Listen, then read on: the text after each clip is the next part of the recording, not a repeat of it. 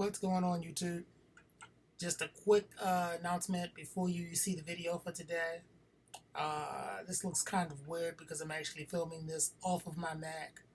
But yeah, yesterday I told you that I was updating to iOS 13 and I was field testing it for the last 12 hours. Everything was looking good with the exception of one problem.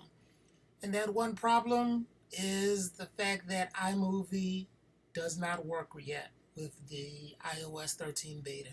There's a bug, will not export video, which sucks for me because majority of these videos, in fact almost all of them with the exception of the flashback videos, were done with iMovie on either my iPad or my iPhone. Thought I was in the clear, thought I wasn't going to have any issues, but that's keeping me from uploading the foreseeable futures videos off of my iPhone and iPad. What does that mean for you? Well, I'm still going to put out one video a day. With the inclusion of this, I'm not just going to make this an announcement of what happened, but I actually did have something that you'll get to see that after this. But all of the videos will pretty much be uploaded not a bit, way earlier in the day than you've been seeing them. Because I can't chance it. I need to put these things in queue and I need to let this garbage internet that I complain about so much, I need to give it time to upload it from my Mac.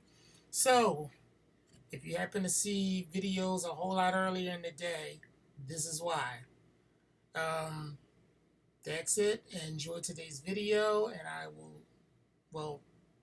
I'll see you in a second. But then after that, I'll see you tomorrow. So, enjoy. What's going on, YouTube?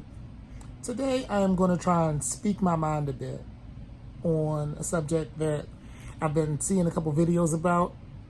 It's the Google Stadia. And I understand the concept of it. I understand the points that other people have made about it, but some people are like really bent on how bad a concept they think it is. And honestly, I think that there's a defense to this thing existing. Now, if you don't know what it is, I'm going to give you a brief overview. Stadia is basically a video game system that you don't actually have in your house.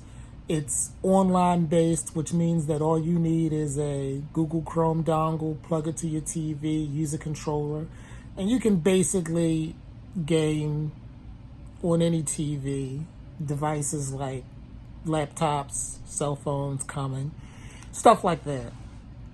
So the issue that people keep complaining about and that I keep hearing a big fuss about is, why would you do that when you can just buy a video game system?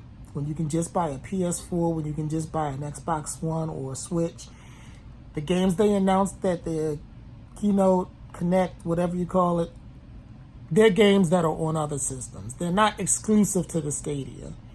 So why would you do this? I've seen videos of people that are like really upset that this exists, because it's like, just buy a PlayStation 4, just buy an Xbox One. And for the most part, I agree.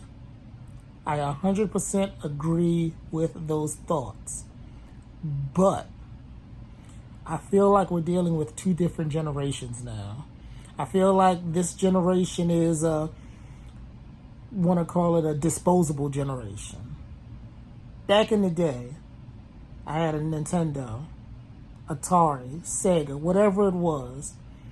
We got those systems, we got those games, we appreciated those games, and we held on to them because that was pretty much all we were going to get. A whole lot of people that have those systems and that appreciated them back then would probably go back and still play those games today if they have them or if they had the opportunity to. I don't feel like it's the same with this generation. I feel like this generation pretty much whatever they have, they will use it for the time they have it. And if it's gone, it's gone, because there's so many other things to move on to.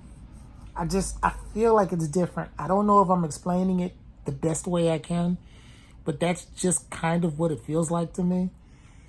I feel like Google, Apple, they're marketing to this generation because they're giving them something that they can invest in very low cost. They're not paying $400, $500 for PlayStation 4 and Xbox One. Very low cost investment. Play it for a couple months and be done with it. I really don't think that they're trying to curtail to people that 5 or 6 years down the road are going to want to play these same games. And they really can't, because there's no way that servers are going to last that long. Once the game gets old, servers will go down. The games aren't going to be available like that. So that's what I really think they're tailoring it to. And they're kind of taking the heat because there's a whole lot of people that cannot wrap their heads around that concept. There's a whole lot of gamers that I would say, in fact, the generation of gamers that this affects is really anybody 20 and over. This is really something that is really targeting the young next generation, because it's going to be a cheap buck. I mean, when you think about it, they don't have to do any type of hardware, construction. They don't have to invest in hardware, and it's all cloud-based. That's going to get real cheap. The problem is it's going to take a long time before that's the only thing that exists. And with PlayStation, they're going to go that direction eventually. Xbox, I've heard rumblings that they're doing cloud-based gaming. You see it from Google, you see it from Apple. It's going to happen.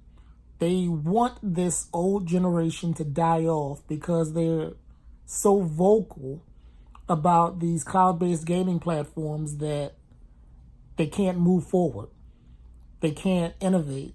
Google can't innovate. Apple can't innovate for as long as these old gamers are here to put their voice to keep these things from really gaining traction. I'm rumbling on. I don't know. Did I make my point? I have no idea.